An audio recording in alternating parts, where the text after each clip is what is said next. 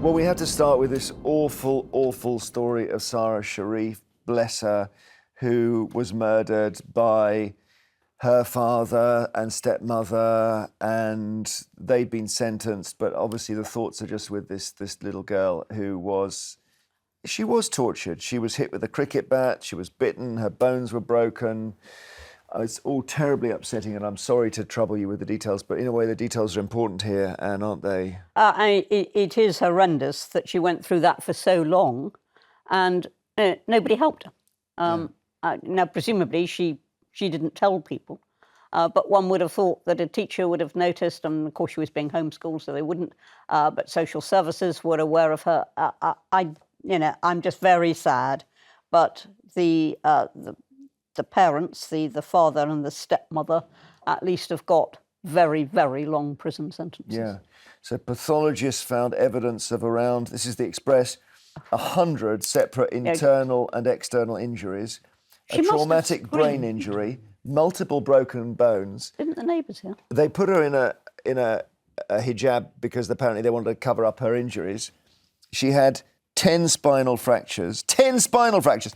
I mean, Bobby, you're a teacher. How on earth do they miss She must have screamed, though, didn't the neighbours hear? Oh, it's... Well, what do you think? As a school teacher and someone that's seeing children straight after the show today, honestly, just genuinely breaks my heart to see this. And I think we need to ask the question about why has this gone so badly wrong? Because in the UK, apparently we've got some of the best child protection services in the world, but are sort of the big flagship cases of, was it...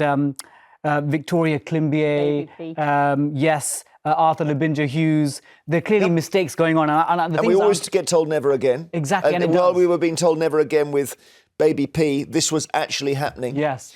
So we can hear the judge, actually. The father was sentenced, let's just get his name so he's not forgotten either, Urfan Sharif, was sentenced to a minimum of 40 years in prison for murder, while the stepmother was given a minimum of 33 years. The uncle got 16. Mr. Justice Kavanagh said the cruelty involved with it was inconceivable. We can actually hear the judge speaking.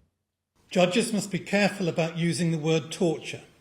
It should not be overused, but it is no exaggeration to describe the campaign of abuse against Sara as torture. None of you has shown a shred of true remorse. You, Urfan Sharif, maintained for 6 days or so in the witness box that all of the injuries that had been suffered by Sara had been inflicted upon her by Beinash Batool. As for you, Beinash Batool and Faisal Malik, you remained silent at trial and have made no effort to accept any responsibility for your offending. Yeah, I mean, the weirdness here was that they killed her, they left the country, they hid. He then rang and said he'd done it. Then he pleads not guilty. Then he changes his plea. There he is on the left. Yeah. It's terrifying. We can actually see a little moment of Sara when she was alive. I don't know.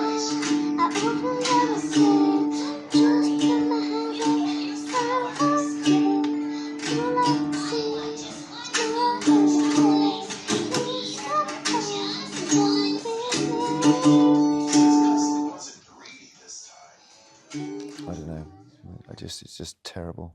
Would you go death penalty on this? Oh, well, you know that I am in favour of the death penalty. This is one, I think the Lucy Letby case, which we may talk about, is the argument against the death penalty because suddenly there's this uncertainty about her. We'll get onto that. But there's no uncertainty here, is there? Well, I don't have any uncertainty, but there will be. No, what I mean is no uncertainty about his guilt. That's all. No, none at all. No. Would you go death penalty here? Because otherwise we'd have to pay for him for 40 years.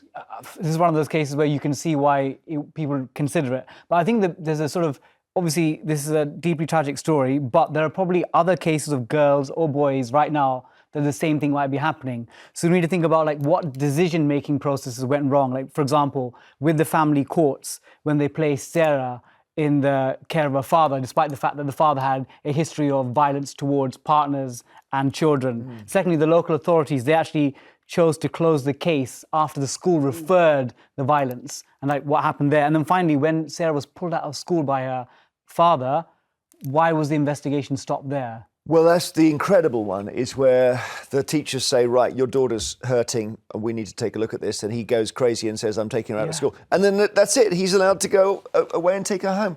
Oh, it's just so heartbreaking. I can't bear it.